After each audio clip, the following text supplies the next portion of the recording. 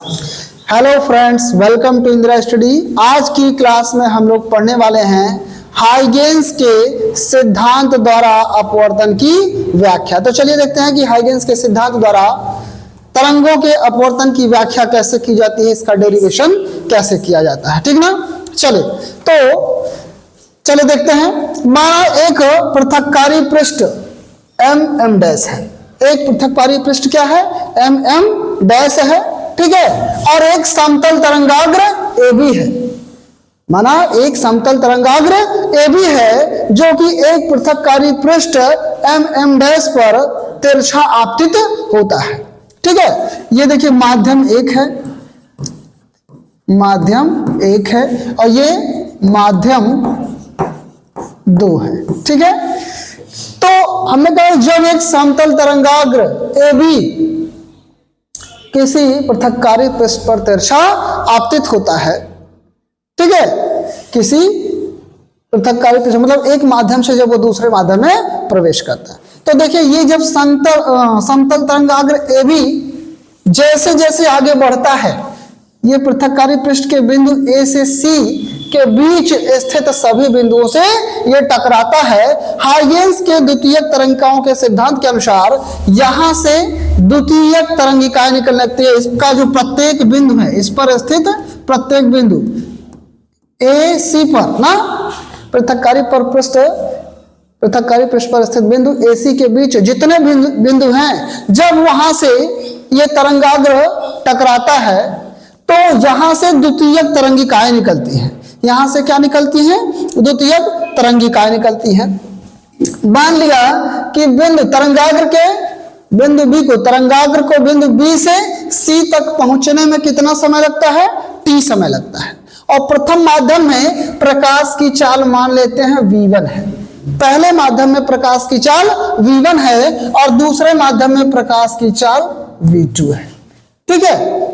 तो आपको पता होगा दूरी बराबर चाल गुणे समय होता है ना, दूरी बराबर चाल गुणे समय होता है। तो बी से सी तक पहुंचने में तरंगाग्र को कितना समय लगेगा ये जान लेते हैं। कहां से?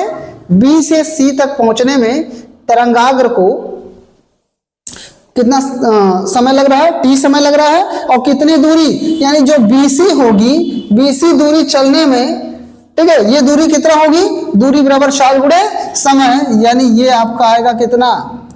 v1t दूरी ना, यानी जो तरंगाग्र है उसे बी से सी तक पहुंचने में बीसी बराबर v1t दूरी चलना पड़ता है। बीसी बराबर कितना दूरी? v1t दूरी चलना पड़ता है। क्लियर है? अब देखिए हमने कहा जैसे जैसे यहां से ये तरंगाग्र एसी के समीप पहुंचता है तो यहां से ये जो है बिंदु एक नए तरंग स्रोत का कार्य करने लगता है और यहां से द्वितीयक तरंगिकाएं निकलने लगती हैं। और हम ये मान लेते हैं कि ये जो आपतित तरंगाग्र है ये अभिलंब के साथ कोण आई बना रहा है। कितने कोण पर आपतित हो रहा है? ये जो तरंगाग्र है यानी आपतित किरण है वो अभिलंब के साथ कितना कोण बना रही है? कोण आई बना रही है। ये कोण आपको पता होना चाहिए कि ये कितना होता है? 90 अंश होता है ना, ठीक है। क्योंकि जो तरंगाग्र होता है ना, तरंगाग्र वाली जो रेखा होती है वो तरंगों के लंबवत होती है। तरंगों की कैसे होती है? लंबवत। तरंग के संचरण की दिशा की क्या होती है? लंबवत होती है, ठीक है। चलिए अब इसके बाद देखिए समझना क्या है कि जब तरंगाग्र बिंदु बी से सी तक पहुंचता है तो उसको कितना दूरी चलना पड़ता है? v1t दूरी। कितना दूरी? v1t दूरी। और जब ये भाई दूसरे माध्यम में तरंगाग्र प्रवेश करता है, यहां से जब द्वितीयक तरंगिकाएं निकलती हैं तो चाल क्या हो जाती है? अलग हो जाती है। और उतने ही जितने समय में ये बिंदु बी से सी तक पहुंचता है उतने ही समय में ये जो माध्यम ए है, बिंदु ए से निकलने वाली जो द्वितीयक तरंगिकाएं हैं ना, वो ए से डी तक पहुंचती हैं। ए से कहां तक पहुंचती है? डी तक, उतने ही समय में। और ये जो एडी बराबर होगा, एडी बराबर कितना होगा? भाई दूरी बराबर चाल गुणे समय। तो ये देखते हैं जो एडी है वो कितना होगा। तो एडी का मान कितना आएगा? भाई चाल कितना है? दूसरे माध्यम में जो प्रकाश की चाल है वो v2 है। दूसरे माध्यम में, क्योंकि भाई अलग अलग माध्यम है तो प्रकाश की चाल क्या हो जाती है, अलग अलग हो जाती है।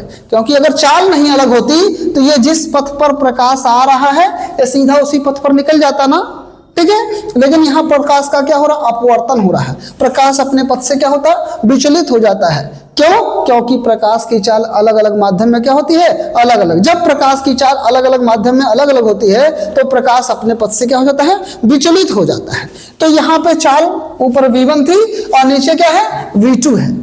अब मान लेते हैं ये जो माध्यम एक है वो विरल है और दूसरा सघन है।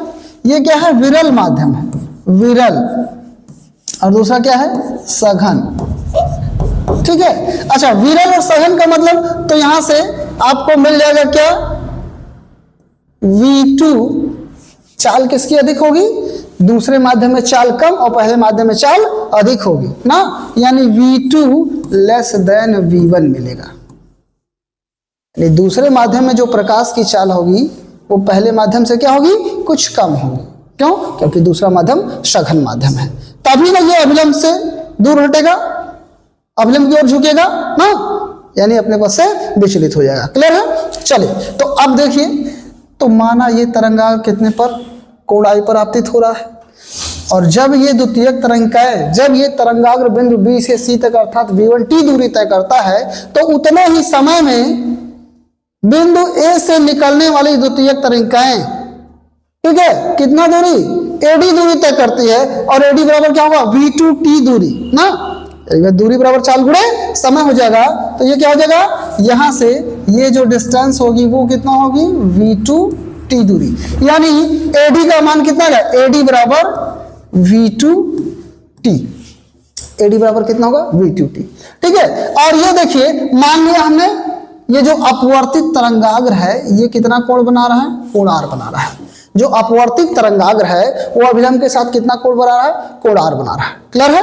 चलिए अब आगे चलते हैं। तो इस तरह से हमें क्या मिल रहा है, हम देख रहे हैं कि आपतित तरंगाग्र, अब भाई देखिए, जब ये V2t मानी AD दूरी टोटल चलेगा तो यहां से ये बिंदु C पर स्पर्श रेखा खींचते हैं, ठीक है। बिंदु D से क्या खींचते हैं, बिंदु D पर या C से क्या खींचते हैं, एक स्पर्श रेखा खींचते हैं। तो आपको पता होगा कि जो स्पर्श रेखा है ना वो त्रिज्या पर, AD त्रिज्या का, AD त्रिज्या से बिंदु D पर स्पर्श रेखा खींचते हैं ना, तो स्पर्श रेखा त्रिज्या पर क्या होती है, लंब होती है। स्पर्श रेखा त्रिज्या पर क्या होती है, लंब, अर्थात ये कोण आपका कितना मिल जाएगा, 90 अंश। ये कोण कितना मिलेगा, 90 अंश। तो अब देखिए ये कोण I है वो R है, बात समझ में आ रही ना। अगर ये कोण R है और ये 90 अंश है, बात समझ पा रहे हो, समझ पा रहा हूं। जब ये कोण, अच्छा ये टोटल भी तो 90 है। जो अभिलंब होता है पृथककारी पृष्ठ के साथ कितने अंश का कोण बनाता है, 90 अंश का। अगर ये R है, ये टोटल 90 है, तो ये कोण कितना होगा, ये वाला 90 माइनस R होगा। ये कितना होगा, 90 माइनस R हो जाएगा। कितना हो जाएगा, 90 माइनस R। क्लियर है भाई? जब ये कोण, ये पूरा अभिलंब जो है पृथककारी पृष्ठ के साथ 90 अंश का कोण बना रहा है और ये अपवर्तित किरण कोण R बना रही है, तो ये कोण, अगर ये पृथककारी पृष्ठ के साथ जो अपवर्तित किरण है वो कितना बना रही है अगर देखा जाए तो ये 90 माइनस R हो जाएगा, ठीक है। अब ये त्रिभुज ADC में, त्रिभुज ADC में दो कोण पता है, ये वाला 90 है, ये 90 माइनस R है, तो ये कोण कितना होगा, ये कोण भी तो क्या होगा, R ही होगा, क्योंकि त्रिभुज के तीनों कोणों का योग 180 होता है। 180 में से 90 और माइनस 90 माइनस R घटाएंगे जब, तो कितना आएगा, केवल R ही तो बचेगा। अरे भाई 180 माइनस 90 और प्लस 90 माइनस R, इन दोनों को जोड़ के हटा दीजिए 180 में से, तो 90 90 180 होगा, 180 माइनस 180 ये माइनस माइनस प्लस, यानी R ही तो बचेगा। क्लियर है? तो यानी ये कोण आपका मिल जाएगा कितना, ये कोण R मिल गया। अच्छा ये बताइए, ये भी तो परावर्तित किरण, अपवर्तित किरण है, ये भी कोण कितना होगा, R ही होगा। कोई दिक्कत? अच्छा ठीक उसी प्रकार से जब ये देखिए आपतित तरंगाग्र, आपतित किरण अभिलंब के साथ कोण I बना रही है, कोण कितना बना रही है, I बना रही है, तो ये देखिए ये जो अभिलंब है ये टोटल कितना का 90 अंश का कोण बनाएगा। तो अगर हमको कितना निकालना है, और ये भी पूरा 90 होता है, ये वाला एंगल, ये वाला, ये 90 होगा कि नहीं होगा?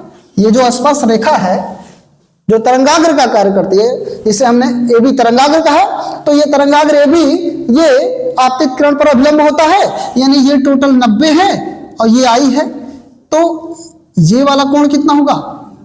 ये 90 माइनस आर होगा कि नहीं होगा? यानी ये तरंगाग्र अभिलंब के साथ कितने अंश का कोण बनेगा? 90 माइनस आर का। तो अब ये भी देखिए, यहां से यहां तक के ये 90 होता है, यहां से यहां तक का, यानी जो पृथककारी पृष्ठ है वो अभिलंब के साथ 90 अंश का कोण बनाएगा। तो जब ये 90 और ये 90 माइनस आर है, तो यहां से मतलब ये वाला अगर कोण निकालना हो तो कितना आएगा? 90 में से 90 माइनस आर घटा दीजिए। 90 में से कितना घटाएंगे? 90 में से 90 माइनस आर घटाएंगे, 90 से 90 खत्म होगा, 90 से 90 खत्म होगा, तो ये कोण कितना बचेगा?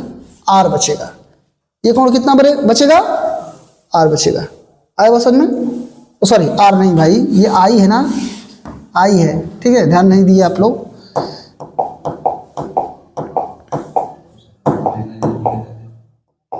चले, ये आई होगा ना, ये आई था तो 90 माइनस आई होगा, और ये वाला भी कोण कितना हो जाएगा? आई हो जाएगा। सही है, जैसे नीचे निकाला ठीक उसी प्रकार, ठीक है। तो अब चलते हैं, अब भाई यहां से हमको क्या मिल गया? ये आपतित तरंगाग्र, अपवर्तित तरंगाग्र तथा विलंब तीनों एक ही तल में है। तीनों किस तल में है? एक ही तल में है। ये क्या था? प्रकाश के अपवर्तन का प्रथम नियम था। अब द्वितीय नियम के लिए, या स्नेल का नियम आपको याद है ना, साइन आई बटे साइन आर बराबर 1n2, यानी पहले माध्यम के सापेक्ष दूसरे माध्यम का अपवर्तनांक, यही हमको सिद्ध करना है। तो चलिए उसके लिए चलते हैं। त्रिभुज किसमें? त्रिभुज ए बी सी तथा त्रिभुज ए डी सी में। किसमें?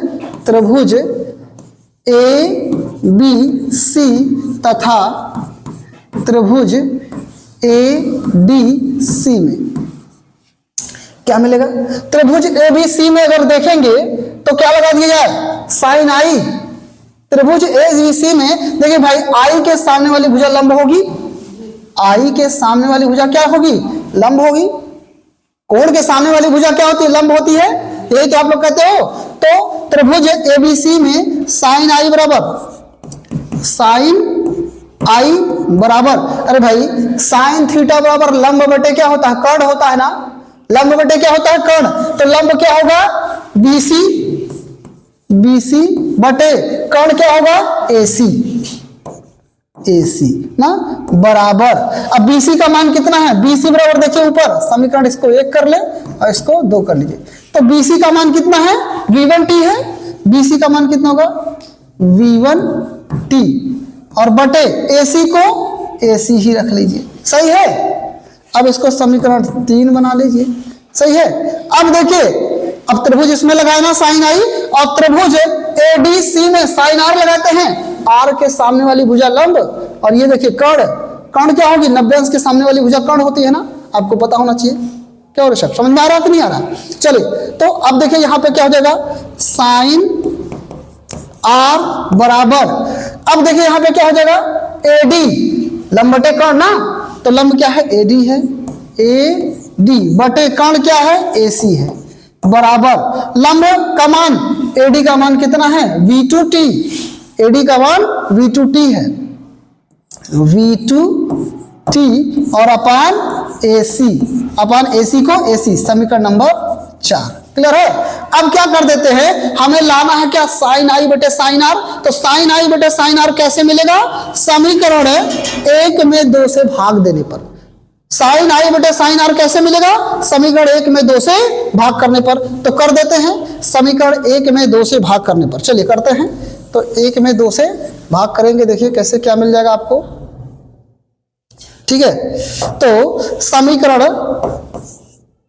सॉरी 1 नहीं 3 में, समीकरण 3 भागे 4 से। ठीक है, समीकरण 3 भागे 4 से, यानी समीकरण 3 में समीकरण 4 से भाग करने पर। तो चलिए समीकरण 3 में समीकरण 4 से भाग करेंगे तो देखिए क्या मिल जाएगा।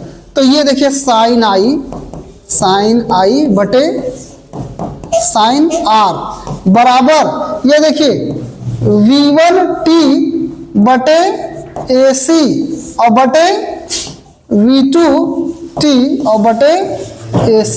तो AC से AC कटेगा दोनों का, और हाई T से T कट जाएगा, बराबर कितना बचेगा V1 बटे V2, यही तो बचेगा, V1 बटे V2 बच जाएगा। चलिए अब आगे चलते हैं। अब देखिए आपको पता होगा कि N1 बराबर C अपान V1 ना। पहले माध्यम का, किसी माध्यम का जो निरपेक्ष अपवर्तनांक होता है, किसी भी माध्यम का जो निरपेक्ष अपवर्तनांक होता है N1, मान लो तो माध्यम N1 है, तो N1 का निरपेक्ष अपवर्तनांक C अपान V1 होगा। और इसी तरह से भाई यहां से V1 का मान निकालेंगे तो V1 बराबर C अपान N1 हो जाएगा, और N2 का निरपेक्ष अपवर्तनांक C अपान V2 हो जाएगा। तो N2 बराबर, तो V2 बराबर कितना हो जाएगा, V2 बराबर C अपान N2 हो जाएगा ना। रख दिया जाए, इसमें रख दिया जाए तो दिस इंप्लाइज दैट क्या मिलेगा, साइन I बटे साइन R बराबर V1 की जगह पे C अपान N1 और V2 की जगह पे C अपान N2। ये देखिए C से C खत्म, ये N2 ऊपर गुणा करेगा ना, तो यहां से क्या मिल जाएगा, साइन I बटे साइन R बराबर N2 बटे N1 मिलेगा। बराबर क्या मिलेगा, N2 बटे N1। और जहां N2 बटे N1 को हम लोग 1N2 कहते हैं, N2 बटे N1 को क्या कहते हैं, 1N2 कहते हैं ना। तो यही आपका हो जाएगा कितना, साइन I बटे साइन R बराबर 1N2। यही तो आपका क्या है, स्नेल का नियम है।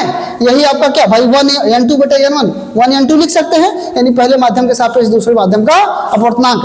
तो स्नेल ने यही बताया था क्या, कि आपतन कोण की ज्या एवं अपवर्तन कोण की ज्या का अनुपात एक नियतांक होता है। इस नियम को ही प्रकाश के अपवर्तन का द्वितीय नियम अथवा स्नेल का नियम कहते हैं, जहां 1N2 को प्रथम माध्यम के सापेक्ष द्वितीय माध्यम का अपवर्तनांक कहते हैं। तो ये था हाइगेंस के सिद्धांत से प्रकाश के अपवर्तन की व्याख्या। ठीक है, उम्मीद है वीडियो सभी को समझ में आएगा, पसंद आया, मजा आया तो लाइक और शेयर जरूर करिएगा। साथ ही साथ जो बच्चे चैनल पे नए हैं तो चैनल को सब्सक्राइब करिएगा। धन्यवाद।